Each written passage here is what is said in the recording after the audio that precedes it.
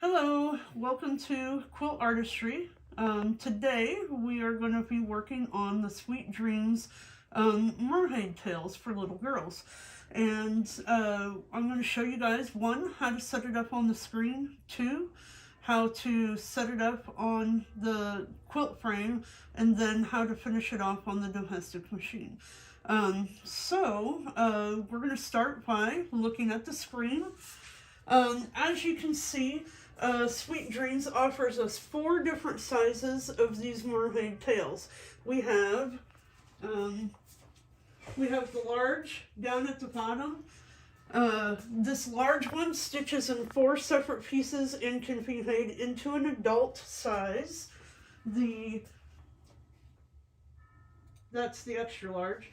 The regular large is 60 inches by 23 inches.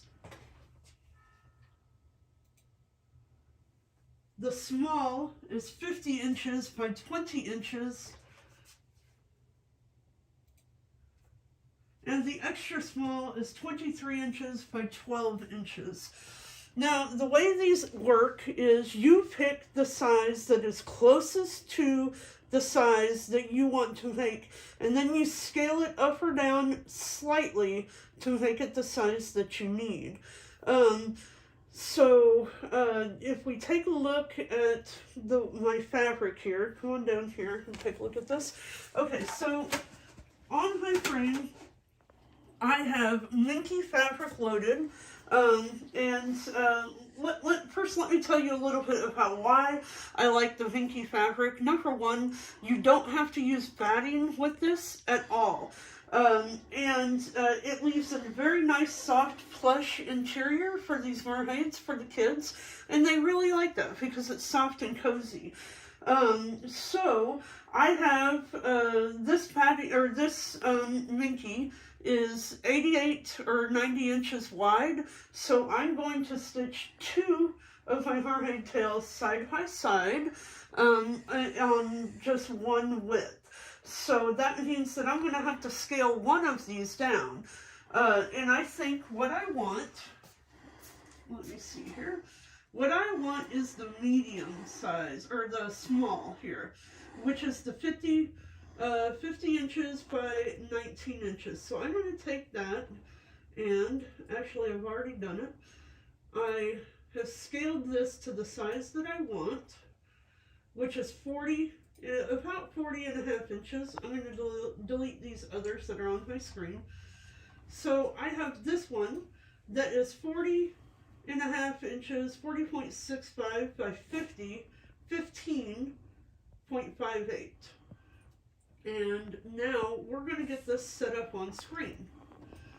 So, again, I kind of go back and forth a little bit, I know. When you load Minky on your frame, you want the selvage to be down on the sides, and you want your cut edge to be up along the top. The reason why you do this is because there is no stretch in the Minky where the selvage is from top to bottom. All of the stretch will be contained from left to right of the machine. So you put your cut edge at the top, you put your selvage on the side, and then when you are rolling this, you won't get any of that weird stretch, and when you take it off the frame, it will not be distorted. So I have my Minky loaded as my backing. I have the selvage on the side, and I have, this is like dressmaker satin, and I have it loaded. It is just pinned just below my red snappers here. And now I'm going to put my clamps on this. I have the Gamble quilt clamps. If you haven't tried these, they are super speedy. I love them.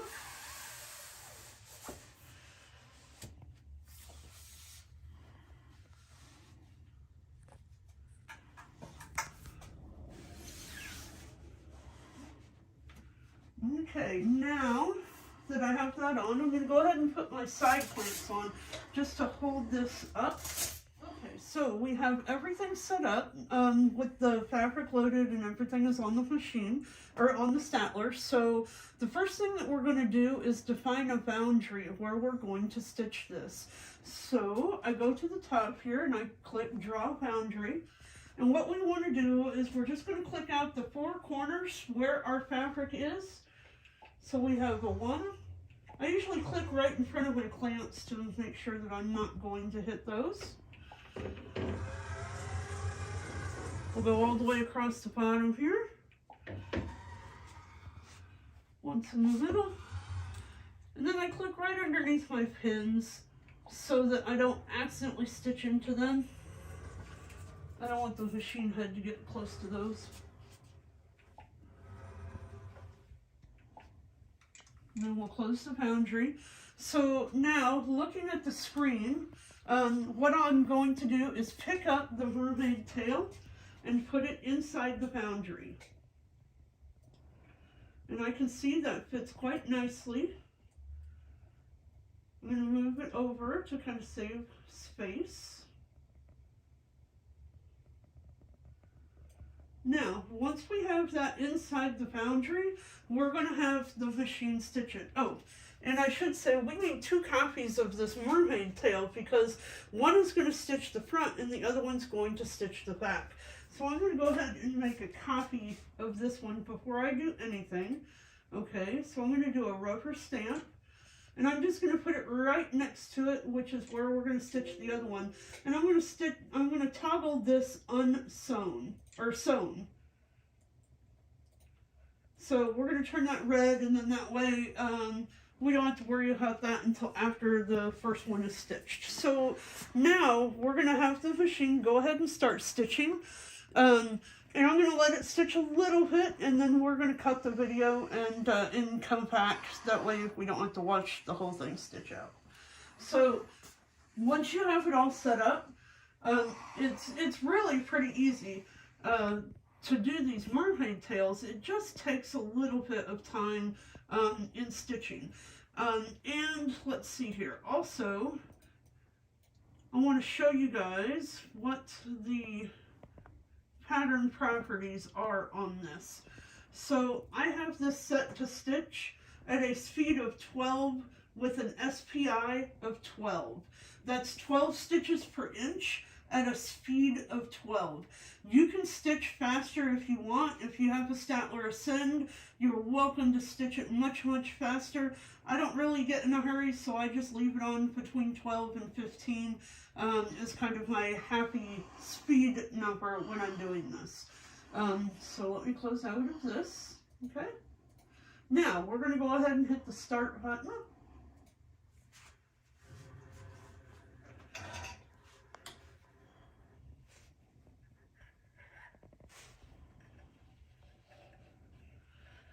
So you're just going to bring up your poppin thread just like normal, press the go-go button, and let it start stitching.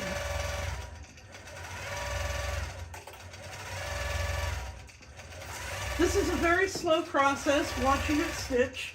It stitches this whole thing out in sections. And the first part that it's going to stitch out is going to be the scales for the mermaid. So we're going to let it stitch all of the scales, and when it gets down to, show the screen, when it gets down to the bottom of the scales, like just above the mermaid tail, it's going to stop, and it's going to prompt us to add the secondary fabric for the mermaid tail. So we'll come back when we are close to the end of that, and I'll show you guys how to do that part. Cut. We're almost down to the end. I'm going to let it finish stitching the last 2 rows of the scales, and then we'll add the fabric.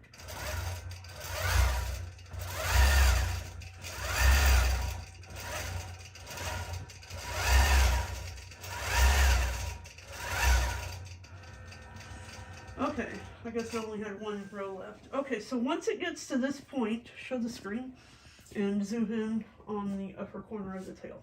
Okay, so when it gets to this point where it stops, it's prompting you to add the additional fabric for the mermaid tail.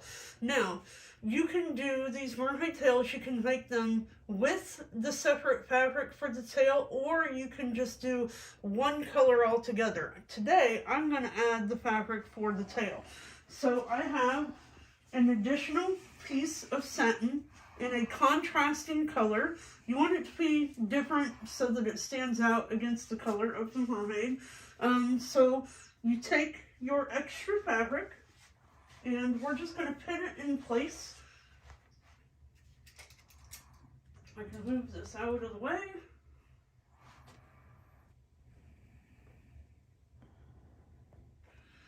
We're just going to put a couple pins in here just to hold it in place.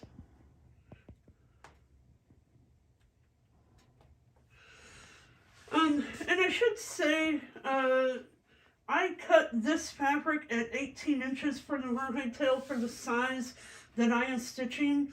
You want to measure that before you start stitching to make sure you know what size to cut this this fabric. Now I'm going to put it under my quilt clamps.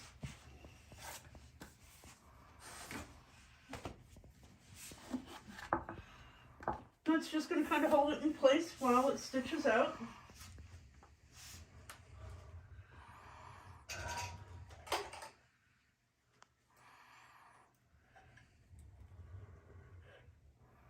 Okay, now we have everything in place and we're ready to stitch this out. Now, when it finishes with this mermaid tail, again, it's going to go into another stitch where it starts stitching the outline of all of this. At that point, we will cut, so we don't have to watch it because it's very slow. Once you get this on, you just go ahead and hit the start button, and it's going to move right where it needs to go. And it's going to start stitching.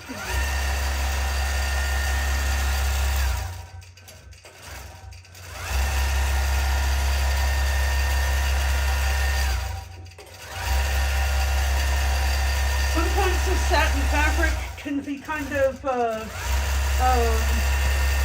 slippery. So if you see it getting like a little bubble in there, you just kind of smooth it out a little bit, let it stitch and do its thing. So we're going to cut while this stitches, and then we'll come back in a minute. Okay, so now it has finished stitching the mermaid tail, and now we have to trim this away before we move any further. So you can use, if you have batting scissors are really good for this because they have a blunt tip and they don't snag.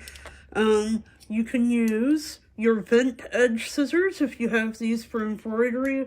My favorite ones are these little tiny gingers. They have a vent edge. It's not exactly blunt, but it's very good for cutting this fabric. So I'm going to go ahead and pull this clamp off and take out my pins that are holding this in place. And I'm going to take my scissors and we're going to cut away.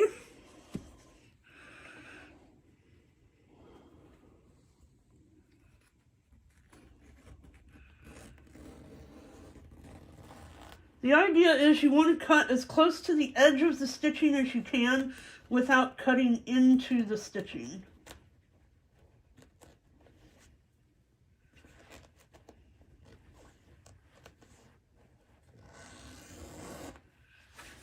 If you have good sharp scissors, you can get a really clean cut. And we'll just glide right through that. I like to hold, when I get it to this point, I'll hold it up. And then I can just sort of glide right across the top of that. And it goes right along the edge of the stitching without cutting into it. And then you snip away whatever loose threads you have.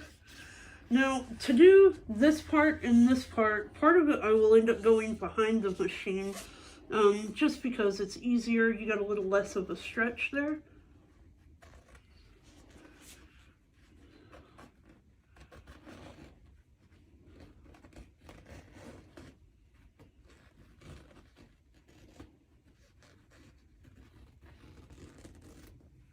Okay, now I'm going to go behind the machine.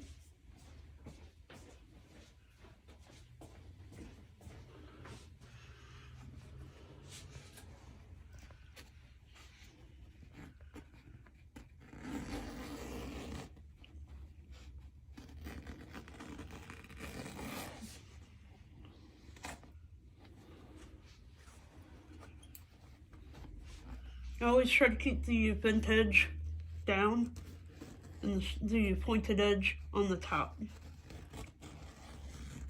And it doesn't snag when you cut.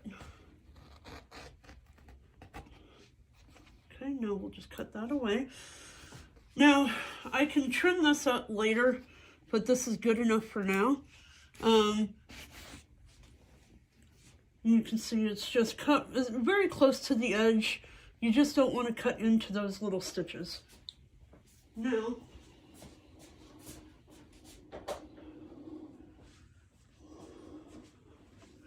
okay, now I'm going to get my extra scissors and all of this stuff off. I'm going to put my clamp back on, kind of smooth it out a little bit. There we go. Now, now it's ready to start stitching. This outer edge, what it's going to do is it's going to stitch a line right around the outside edge of these mermaid scales, and then it's going to come back in and do this zigzag stitch all the way around. So we'll get it started, and then we'll cut away and come back when it's finished. So I hit my continue, and it's going to come right here. Pick up the bobbin thread. Get those loose threads out. There we go. Now it's going to stitch all the way around.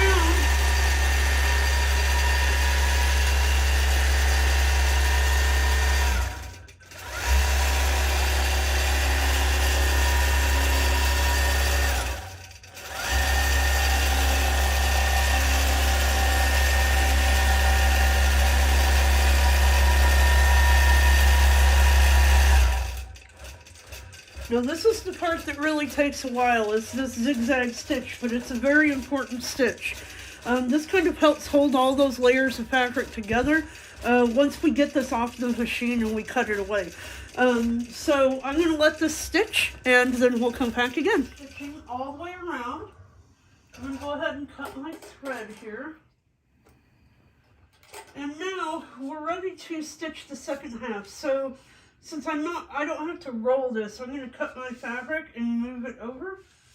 So I've got my big blunt edge scissors here, and I'm going to cut this.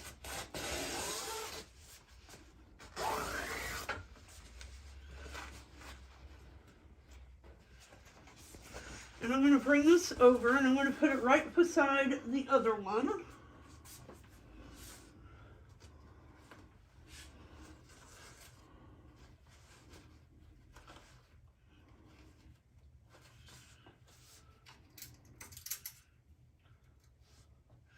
I don't know if you guys can see this or not. This is the only thing I hate about working with this stuff, is all the fuzz that goes everywhere. It sticks to everything.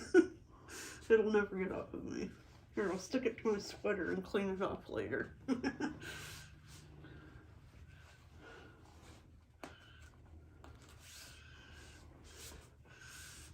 So I like to put at least 3 pins in this so that it holds it really close to the edge of those red snappers. Just like that. Now, I'm going to put my clamps back on. I love these things.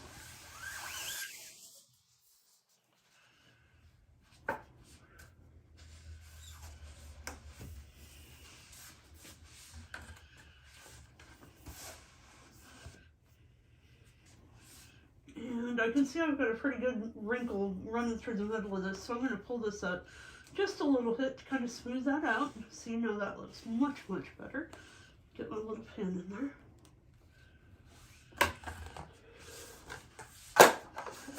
Now, I don't need the other 2 clamps, so I'm going to put those away. Now, the process for this side is going to be exactly like we did for the first one. When I hit continue here. Okay, so now we're done. Now I want to stitch the second half. So again,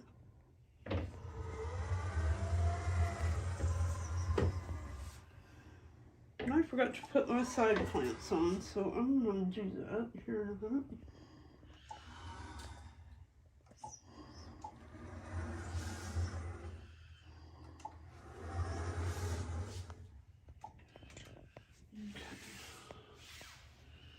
There we go. Okay, so now I have my boundary created, and I can see my mermaid tail fits in there pretty well, but I'm going to kind of scooch it over a little bit because I don't want it right on the edge. So I'm going to pick it up. Oh, let me exit my boundary. Okay, so I'm going to pick this up and move it over to the center a little bit closer.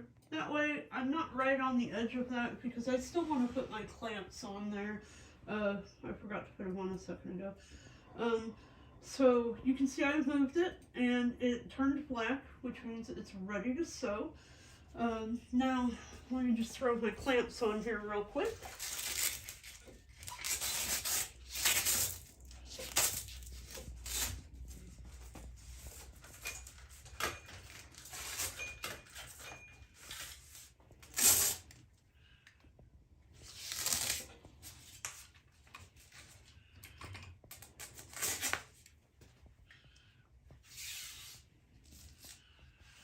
And my husband made these for me so they go right underneath the Velcro straps, and it kind of holds those up a little bit so that this doesn't get caught on the machine if it gets close to the edge. So kind of, and I don't like this to be tight. I just want to hold it up kind of out of the way a little bit. Okay, so now I've got the clamps on. I have everything set up on the screen and it's ready to go. I'm going to do the exact same thing that we did with the first one. We're not going to watch that one stitch, but I'll come back when they're both finished and then we'll talk about what to do next.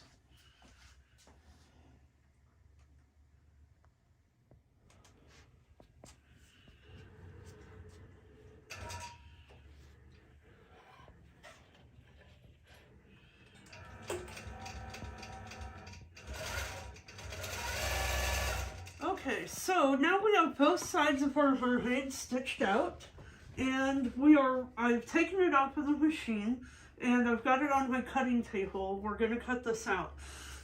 Now, what we want to do is cut right up. Can you come closer and show?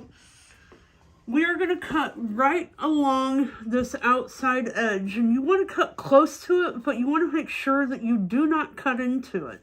I use a rotary cutter when I do this. Now, be fair warned, if you have never cut Minky before, the fluff from this goes everywhere. So, when you cut your Minky, you can do one of two things. You can cut it and then vacuum it, or like right after you cut, or you can just cut everything and then when you're done, get your vacuum and vacuum your mat. Because you're going to have this fluff every place. You'll see here in a minute. So I just use a standard rotary cutter for this. If you are more comfortable with your scissors, you can cut it by hand. I'm pretty quick with the rotary cutter and it doesn't bother me, so that's what I'm going to use. So I'm going to cut in here, and then we're going to get right up on the edge of this, and I hold one side with my left hand while I'm cutting with the right. That way I can kind of pull away as I'm cutting. It works very well. You have good control.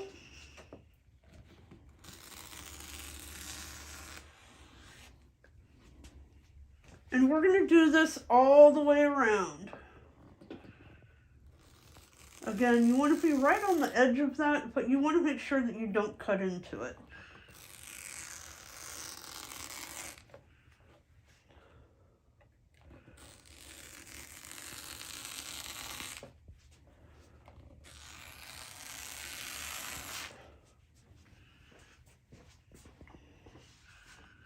And I'm going to go ahead and cut to separate these two pieces so that it's a lot easier for me to work with.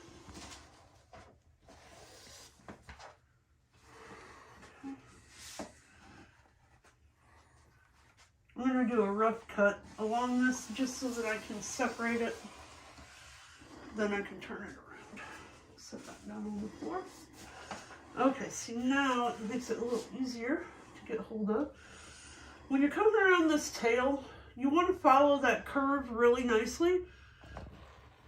Just don't cut into your stitches.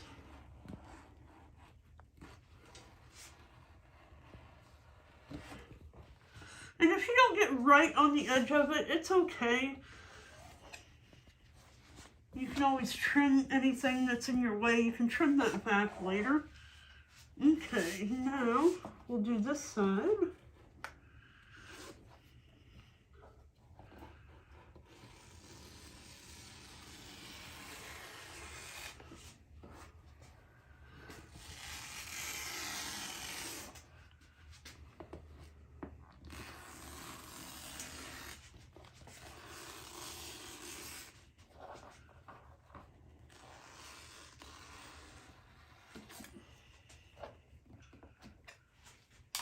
Now, if you take a look at my mat here, you'll see this is all of the Minky fluff that I'm talking about. If you just swept all that off the table, you would have dust flying everywhere. So when I'm done trimming this, we'll get out a vacuum cleaner and we'll suck all that stuff up before it goes airborne. It's easier to clean. Okay, so on this tail can be a little tricky to get to with the rotary cutter. I'm going to do my best with the rotary cutter, but again, if you are more comfortable with a pair of scissors, you can just do this with a pair of regular scissors. In fact, I'll probably trim on the inside just to get very close to the edge. Okay, now let me get out my good scissors here.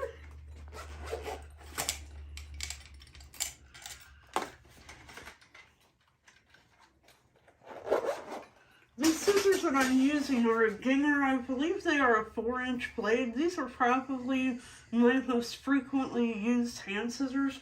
They have a great blade and they just cut through everything. I haven't had really any problems. So I'm going to come right along the edge here and just trim off some of those. When you're into these curves, into this area in here, you really want to be able to trim kind of close to that, because when you get ready to turn this inside out, you want to have all of this cleaned up in there. So I try to snip away whatever I can to try to keep that cut edge clean. See, rotary cutters are really hard to use to get inside these tight curves. If you have a smaller rotary cutter, that might work a little better than this 45. Okay, now, for the most part, that looks really good on this one. So we're gonna cut away. I'm gonna vacuum up this mess and cut my second half. And then when I have them both cut out, we'll come back and we'll finish the rest. See you in a minute. Okay, so we are back. I have both of the mermaids completely stitched and all cut out.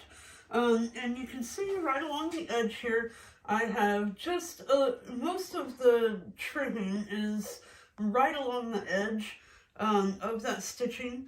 And so now we're going to put it all together and pin it so that we can turn it into one. So with your two sides, you're going to take them and put them right sides together, and now we're going to pin it starting at the top and working our way down. You're going to want to get closer for this. Okay, so what I want to do is we're going to take this pin and put it right in the corner of that stitching, and then you're going to match that up with right in the corner of the stitching on the other side. Okay, now we're going to pin that just like that. We're going to do this just like that all the way down. I'm going to pick a few spots in between that I know I can match up on the other side and pin it. And probably about every 5 or 6 inches or so, I'll pick a spot. You don't really need a ton of pins in this, but you do want enough in there to be able to hold it steady as you are sewing it on the domestic machine. And it's better if you try to line these patterns up. That way when you get down to the curvy section, everything will just really fit together nicely. Now, from here to here, I'm going to jump all the way down here to the end, and I'm going to pick this spot here, and I'm going to line it up with that spot there.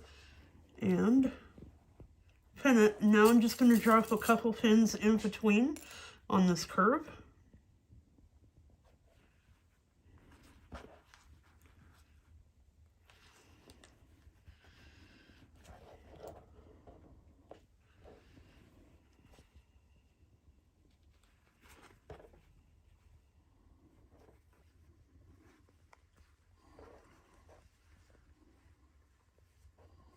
Trying to find my points to line them up.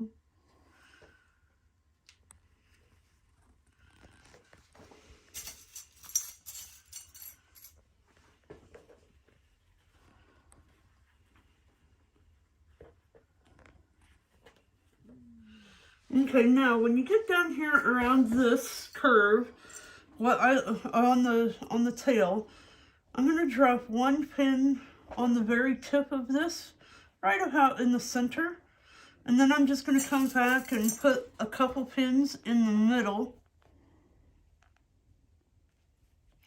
Like I said, you just want enough to hold this together that it doesn't get shifty when you're trying to stitch it on the domestic machine. Now, on this tail, where these curves, you have the hips and the valleys of the curve, I'm going to put one in all the way across.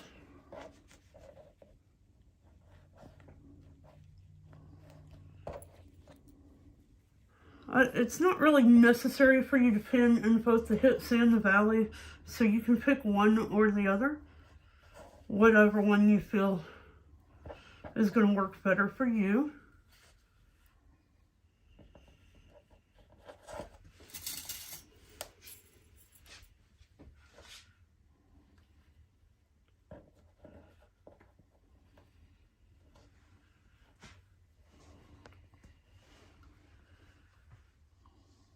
And if you're not familiar with the term, the hips and the valleys are the outs, or the hills are the out, hips are the out, and the valleys are the in.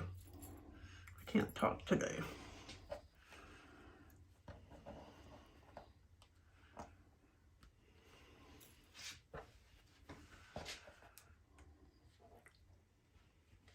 Now I'm going to turn this around because it's easier for me to pin going the other direction. Okay, so now we're going to do the same thing on this side that we did on the opposite side. I'm going to go ahead and get this one pinned in place.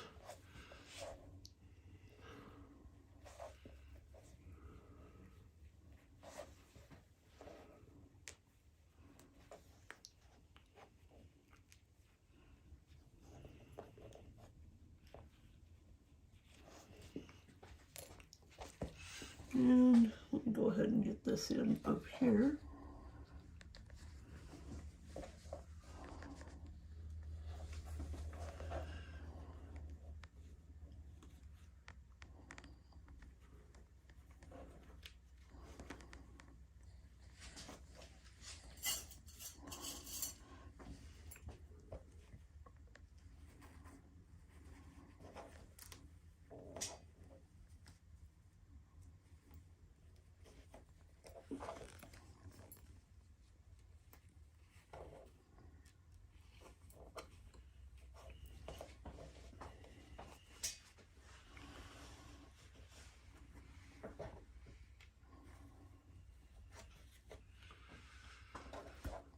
So all of these spots where you see this zigzag stitching, you're gonna, when we stitch this, you're gonna want all of that to be on the other side of the needle. Like, you don't want any of this to show when you flip the mermaid tail inside out.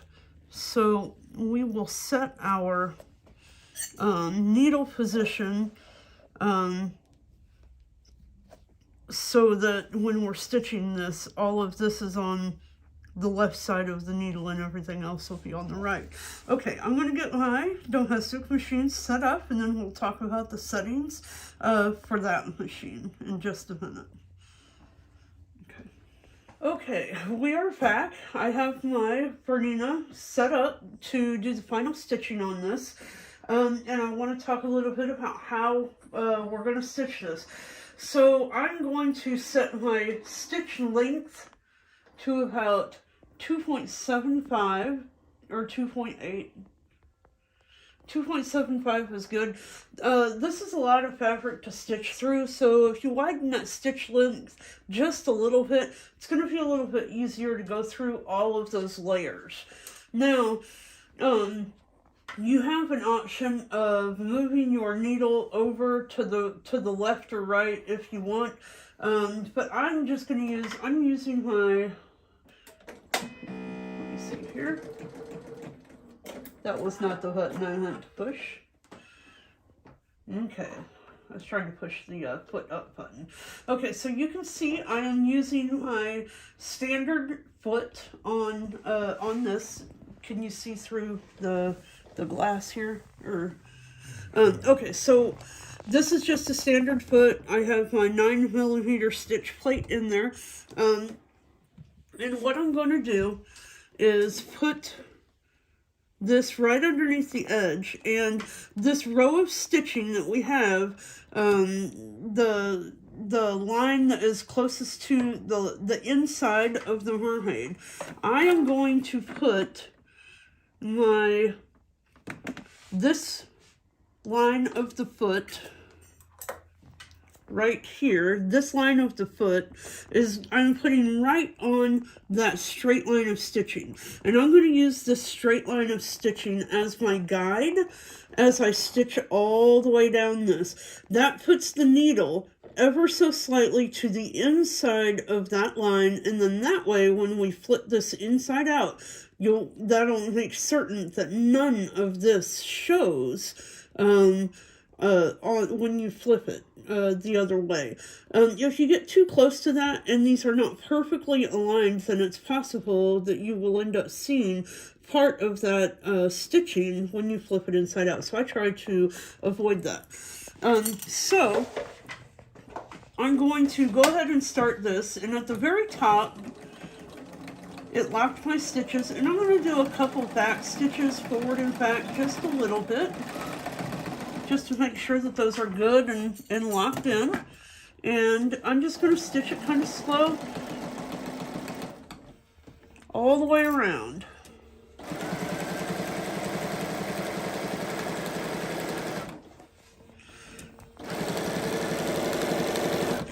On the sides, because they're really long and straight, it's very easy to stitch through this quickly.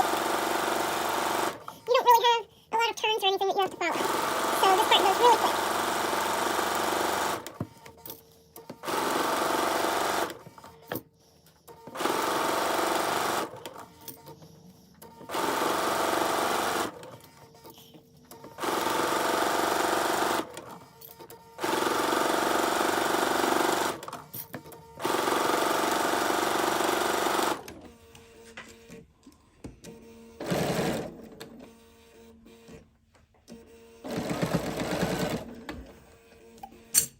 When we get in these hips and valleys, you have a little bit more detail that you have to follow.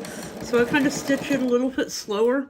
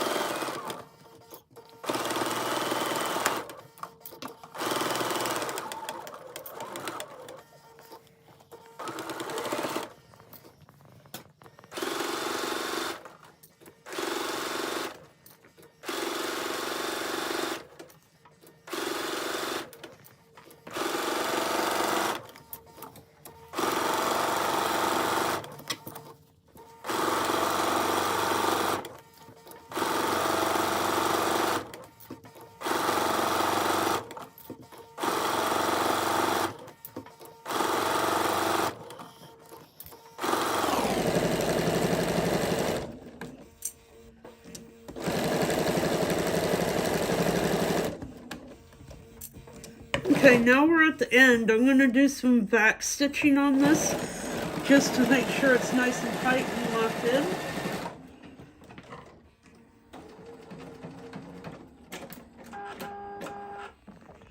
Okay, now we're going to go back over here to the table.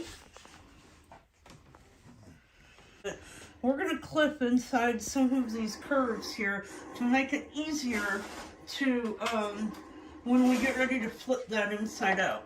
So note where your stitch line is, and then just put a couple snips there on the inside. Make sure that you're not stitching through that line of stitching that you just put in there. It doesn't take much. You just want to be able to open those up a little so that your mermaid tail will lay nice and flat.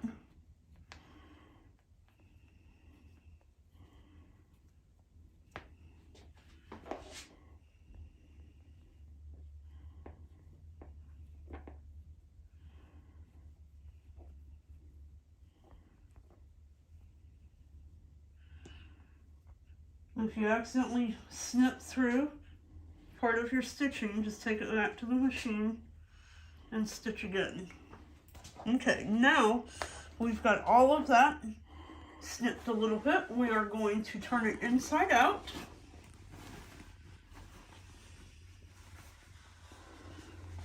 The hardest part of turning this inside out is getting this tail to tuck in. And if you find that you have too much fabric here on the ends, you can snip around that just a little bit. Usually it doesn't bother me, so I just leave it alone.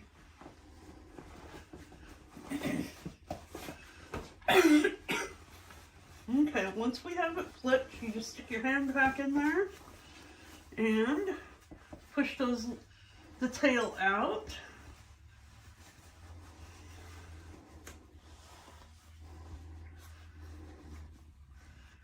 So this stocking that I stitched, or stocking, still thinking about Christmas here. This mermaid tail that I stitched was the small size. Of the four, this is the second to the smallest one. And this is probably good for a child up to maybe age, maybe, I'm going to say 3 to 6 or 3 to 7, depending on their size. It's a pretty good size. Okay, so all of this looks really good. Now, the only thing that we have left to do is to stitch this edge right here. We want to be able to turn that, so that we can get to that. I probably should have done that before I turned it inside out. I was all excited and wanted to see it.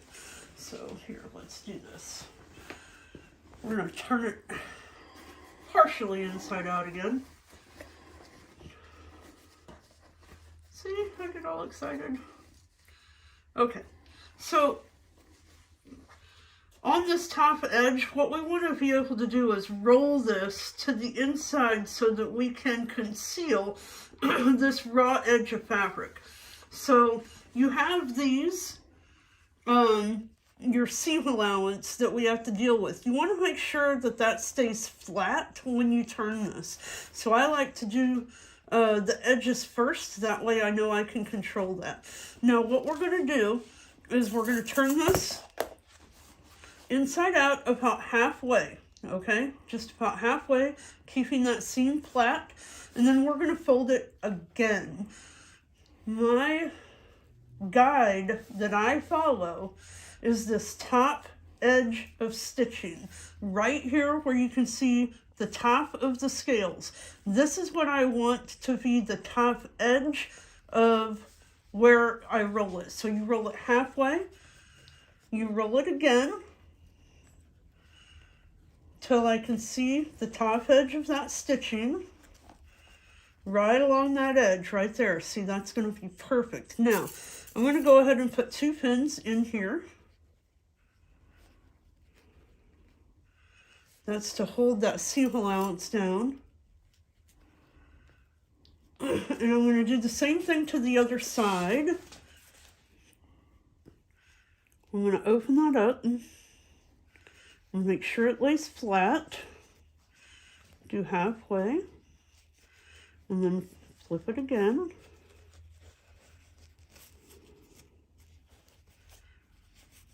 And I can see that top edge of stitching in both places. So I'm going to go ahead and put my pins in.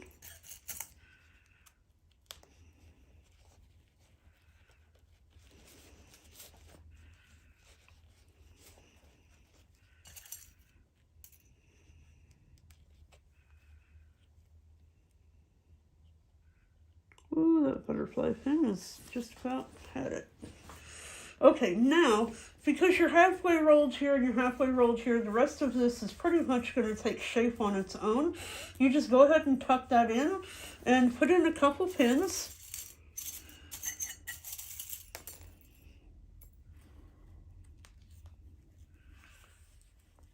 You really don't need a ton of pins. These aren't very big. If I can get a pin in every, I don't know, 5 or 6 inches or so, that's plenty. So across the top here, I guess I have 3, plus the ones that are on the side. I do the same thing to the other side.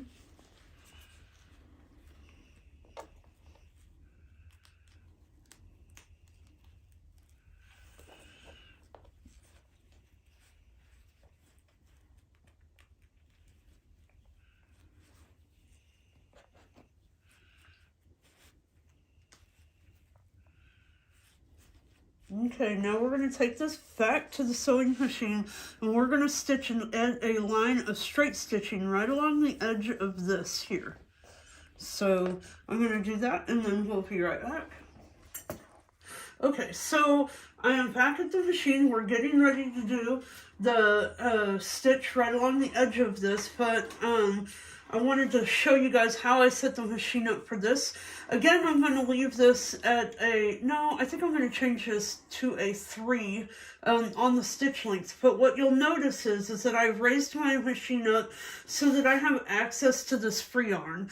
You want your fabric to be able to roll inside this, so that's important. So now, where this seam line is going to be the thickest, heaviest part to stitch. So I usually start probably about a 1/2 inch away from that. I don't like to start in the thickest part. It's hard on the machine. So I'm going to get this right in along the edge, and this time I'm going to line up the rolled hem, this side, with this line on the foot right here. And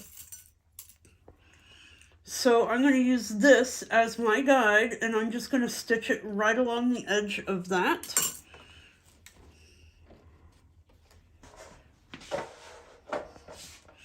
And it gets really thick around those, around the seams. So if you have, I call this a hump jumper. I don't know what everybody else calls it. But you might need to use one of those when you get in the heavy parts. Ooh, look at that. Bernina stitched right over it like it wasn't nothing. Alright. So we're going to go all the way around the edge of that. This is when you really come to appreciate that free yarn.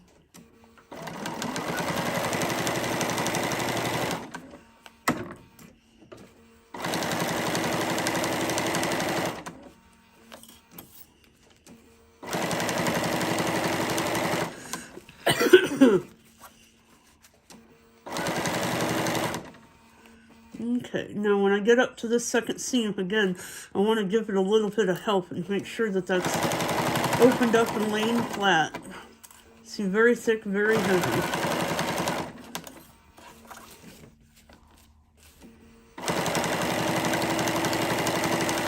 If you have a flat-felled foot, you could also stitch this with a flat-felled foot. That's really nice for pushing those seams down.